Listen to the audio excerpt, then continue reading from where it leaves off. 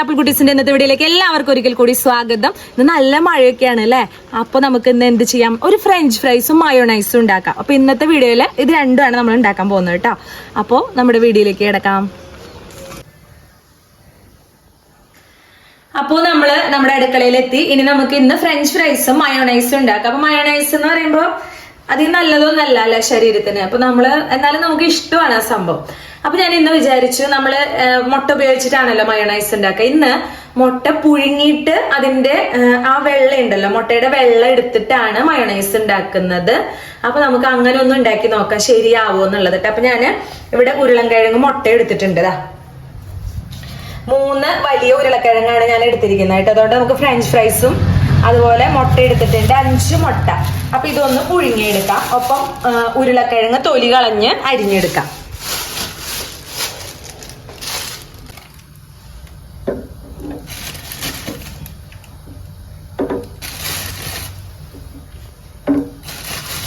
ഇനി നമുക്ക് നമ്മുടെ ഉരുളക്കിഴങ്ങ് ഒന്ന് തൊലി കളഞ്ഞെടുക്കാം കേട്ടോ.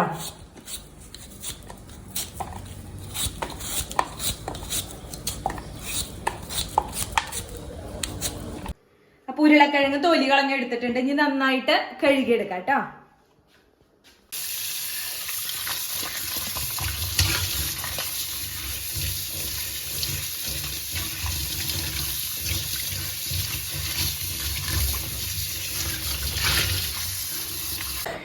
ഇനി നമുക്ക് ഉരുളക്കിഴങ്ങ് അരിഞ്ഞെടുക്കാം കേട്ടോ. അപ്പൊ അതിന്റെ 2 തല, അതായത് 2 സൈഡ് വശം ഉണ്ടാവുമല്ലോ, ഇത് 2 ഇതുപോലെ കട്ട് ചെയ്ത് നമ്മൾ കളയണ്ട, നമുക്ക് കറിക്കൊക്കെ ഉപയോഗിക്കാം.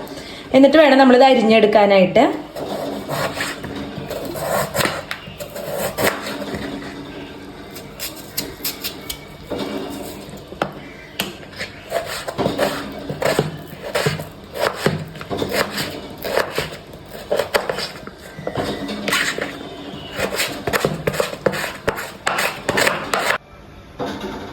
അങ്ങനെ നമ്മുടെ ഉരുളക്കിഴങ്ങ് ഇതുപോലെ നീളനെ അരിഞ്ഞെടുത്തിട്ടുണ്ട് കേട്ടോ. ഇനി ഇതിൽ നമ്മൾ സാധാ വെള്ളം ഉണ്ടല്ലോ, പച്ചവെള്ളം, അതിൽ നന്നായിട്ട് കഴുകിയെടുക്കണം. അപ്പൊ നമുക്ക് വെള്ളത്തിലേക്ക് ഇടാം.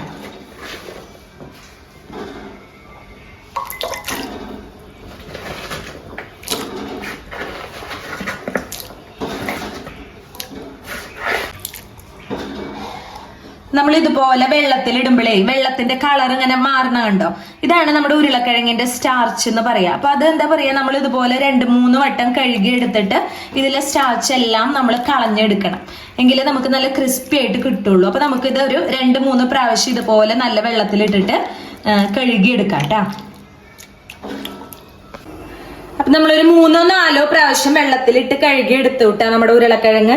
ഇനി ഇത് നമുക്ക് തിളപ്പിച്ച വെള്ളത്തിൽ ഒരു 5 മിനിറ്റ് ഇട്ടിട്ട് തിളപ്പിക്കാം. അതൊന്ന് വെന്ത് വരണ വരെ കേട്ടോ. അപ്പൊ അധികം 5 മിനിറ്റിൽ കൂടുതലൊന്നും നമ്മൾ തിളപ്പിക്കരുത്. അപ്പൊ ഞാൻ വെള്ളം വെച്ചിട്ടുണ്ട്, അത് തിളച്ച് വരുന്നുണ്ട്. അപ്പൊ ഞാൻ ഈ ഉരുളക്കിഴങ്ങ് അതിലേക്ക് ചേർത്ത് കൊടുക്കുകയാണ്.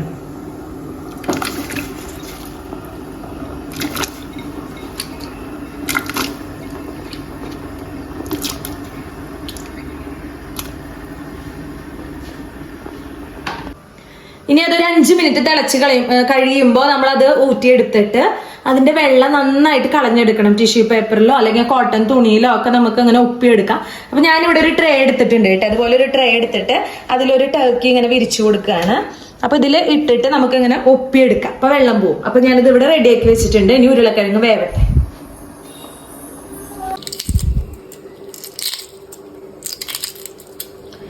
ഉരുളക്കിഴങ്ങ് അടുപ്പത്ത് വെച്ചിരിക്കുന്ന സമയം കൊണ്ട് നമുക്കിവിടെ മുട്ട വെന്ത് വന്നിട്ടുണ്ടായിരുന്നു. അപ്പൊ അതൊന്ന് നമുക്ക് തൊലി പൊളിച്ച് എടുക്കാം കേട്ടോ.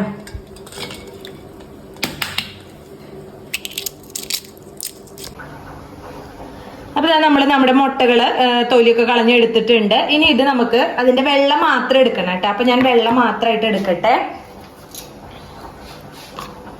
അപ്പൊ ജസ്റ്റ് ഒന്ന് ഇങ്ങനെ ആക്കി കൊടുത്തിട്ട് നമുക്ക് അതിന്റെ ഉണ്ണി വേറെ വെക്കാം.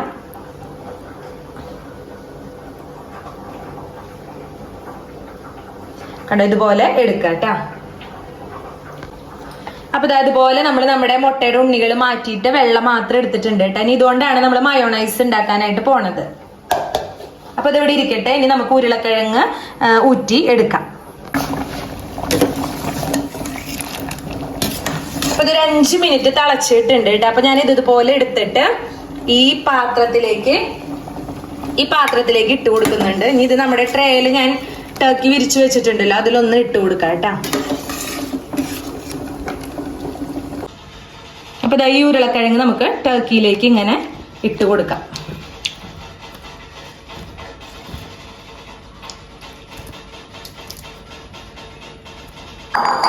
ഇനി ഇതിന്റെ നന്നായിട്ട് ഇതിന്റെ വെള്ളം ഒന്ന് ഒപ്പിയെടുക്കണം കേട്ടാ.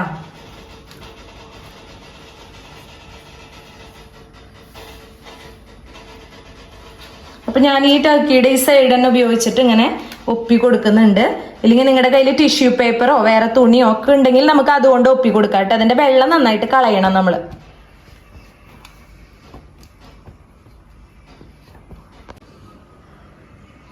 അപ്പൊ ഉരുളക്കിഴങ്ങ് അവിടെ വെള്ളം തോരാനായിട്ട് വെച്ചിട്ടുണ്ട്. അപ്പൊ അപ്പോഴേക്കും നമുക്ക് മയോണൈസ് ഉണ്ടാക്കിയെടുക്കാം. അപ്പൊ ഞാൻ മിക്സിയുടെ ഒരു ജാർ എടുത്തിട്ട് നമ്മുടെ മുട്ടയുടെ വെള്ളമൊക്കെ അതിലേക്ക് ആഡ് ചെയ്ത് കൊടുക്കുന്നുണ്ട്. ഒപ്പം ഒരു 2 അല്ലി വെളുത്തുള്ളി എടുത്തിട്ടുണ്ട്. പിന്നെ ആവശ്യത്തിന് ഉപ്പും കൂടി ചേർത്ത് കൊടുക്കുകയാണ്. പിന്നെ നമുക്ക് ആവശ്യം സൺഫ്ലവർ ഓയിലാണ്. കണ്ടോ, സൺഫ്ലവർ ഓയിൽ ഞാൻ എടുത്തിട്ടുണ്ട്. അപ്പൊ അതും കൂടി കുറച്ച് ചേർത്ത് കൊടുത്തിട്ട് നമുക്ക് മിക്സിയുടെ ജാറിലൊന്ന് അടിച്ചെടുക്കാം. അപ്പൊ ഇപ്പൊ കുറച്ച് മാത്രം സൺഫ്ലവർ ഓയിൽ ചേർത്ത് കൊടുക്കാം കേട്ടോ. അങ്ങനെ അടിച്ചെടുത്തിട്ട് വീണ്ടും ചേർത്ത് കൊടുക്കാം. അപ്പൊ ഒരു വട്ടം ഞാൻ അടിച്ചെടുത്തു കേട്ടോ. ഇനി രണ്ടാമത് കുറച്ച് സൺഫ്ലവർ ഓയിലും കൂടി ഒഴിച്ചിട്ട് ഒന്നുകൂടി അടിച്ചെടുക്കാം. അപ്പൊ നല്ല കട്ടിയായിട്ടുള്ള മയോണൈസ് നമുക്ക് കിട്ടിയിട്ടുണ്ട് കേട്ടോ. നമ്മൾ ഇതുപോലെ അടിച്ചെടുത്തു. ഞാൻ അവസാനം നമുക്ക് നാരങ്ങ നീരെങ്ങാനും വേണമെങ്കിൽ ചെറിയൊരു പുളിക്ക് അല്ലെങ്കിൽ ചൊറുക്കോ വേണമെങ്കിൽ ചേർത്ത് കൊടുക്കാം. അപ്പൊ ഞാൻ ഒരു തുണ്ട് നാരങ്ങ നീരും കൂടി ചേർത്ത് കൊടുക്കാം. നല്ല ടേസ്റ്റ് ഉണ്ട് കേട്ടോ. നമുക്ക് പുറമെന്നൊക്കെ മേടിക്കുമ്പോൾ ഹോട്ടലിലൊക്കെ കിട്ടുന്ന ആ ഒരു ടേസ്റ്റ് ഉണ്ട്. അപ്പൊ ഇത് എന്തായാലും സക്സസ് ആണ്. എല്ലാവരും ചെയ്ത് നോക്കാം. ഇനി നമ്മുടെ പൊട്ടറ്റോ നമുക്ക് വറുത്തെടുക്കാം. അപ്പൊ നമ്മുടെ മയോണൈസ് ഞാനൊരു പാത്രത്തിലാക്കി വെച്ചിട്ടുണ്ട്. ഇനി നമ്മുടെ പൊട്ടറ്റോയില് നമുക്ക് കുറച്ച് കോൺഫ്ലോർ ചേർത്ത് കൊടുക്കാം. അപ്പൊ ഇത് ഞാൻ ഈ ഒരു ട്രേയിലേക്ക് ഇടുകയാണ് കേട്ടോ. ട്രേയിലേക്ക് ഇട്ടതിന് ശേഷം നമ്മൾ എന്ത് ചെയ്യണമെന്ന് വെച്ചാൽ കുറച്ച് കോൺഫ്ലോറിന്റെ പൊടി ജസ്റ്റ് ഒന്ന് സ്പ്രെഡ് ചെയ്ത് കൊടുക്കാം.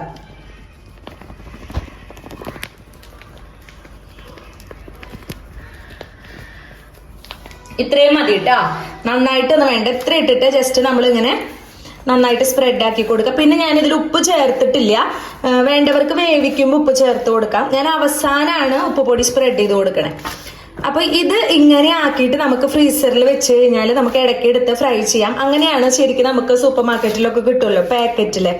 അപ്പോൾ ഇതുപോലെ ആക്കിയിട്ട് കവറിലാക്കി വെക്കുമ്പോഴാണ് നമുക്ക് ആ സൂപ്പർ മാർക്കറ്റിൽ നിന്ന് കിട്ടുന്നത് കേട്ടോ. ഇനി ഇത് നമുക്ക് ഫ്രൈ ചെയ്തെടുക്കാം.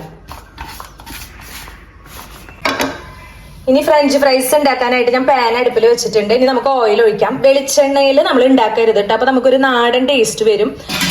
ഒന്നുകിൽ സാധാരണ നമ്മുടെ ഓയിൽ, വെജിറ്റബിൾ ഓയിൽ അല്ലെങ്കിൽ സൺഫ്ലവർ ഓയിൽ ഇതിൽ ഉണ്ടാക്കാം. അപ്പൊ ഞാൻ ഇന്ന് സൺഫ്ലവർ ഓയിലാണ് ഉണ്ടാക്കുന്നത്. അപ്പൊ നമുക്ക് സൺഫ്ലവർ ഓയിൽ ചേർത്ത് കൊടുക്കാം.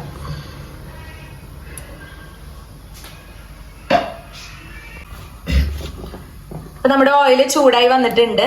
ഇനി നമുക്ക് അതിലേക്ക് പൊട്ടറ്റോ ചേർത്ത് കൊടുക്കാം. ചേർത്ത് കൊടുക്കുമ്പോൾ തീ കുറച്ച് വെക്കരുത് കേട്ടോ. ഒന്നെങ്കിലും മീഡിയം ടു ഫ്ലെയിം, എന്താ പറയാ, ഹൈയിൽ അതിന്റെ ഇടയിലോ ഒക്കെ വെച്ചു കൊടുക്കുക. ശ്രദ്ധിക്കുക. ഓക്കെ,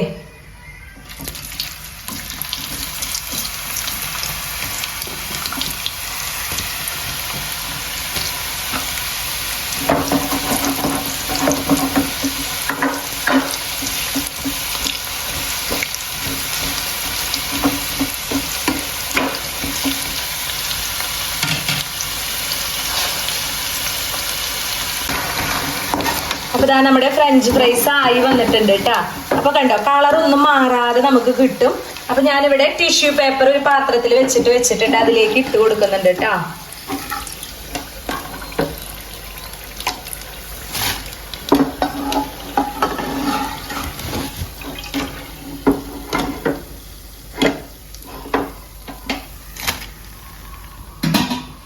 ഇനി നമുക്ക് ബാക്കി കൂടി ഇതുപോലെ വറുത്തെടുക്കാം.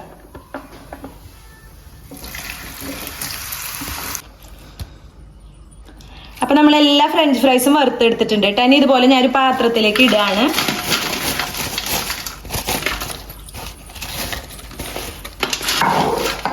ഇനിയാണ് നമ്മൾ ഉപ്പ് ചേർത്ത് കൊടുക്കുന്നത് കേട്ടോ. ഉപ്പോ അതുപോലെ എന്തെങ്കിലും ഒറിഗാനോ ഒക്കെ വേണമെങ്കിൽ നിങ്ങൾക്ക് ചേർക്കാം. ഇവിടെ ഞാൻ ഉപ്പ് മാത്രമേ ചേർക്കണുള്ളൂ.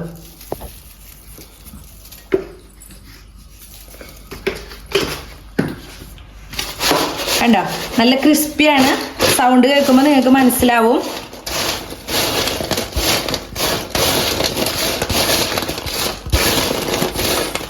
പാറുവിന് കൊടുത്തു നോക്കാട്ടാ. തരട്ടെ അമ്മ, കടിച്ചേ.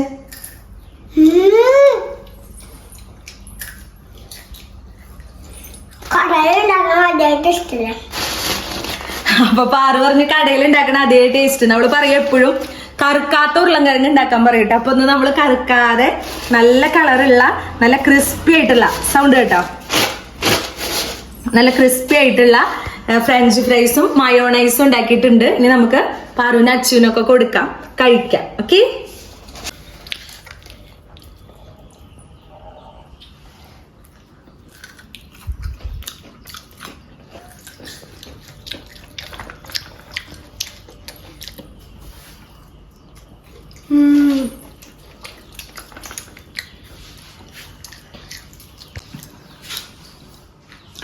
അപ്പൊ ഞങ്ങൾ കഴിച്ചുട്ടാ. നല്ല ടേസ്റ്റ് ആണ്, വെറുതെ പറയുന്നതല്ല. എല്ലാവരും ട്രൈ ചെയ്ത് നോക്കാം.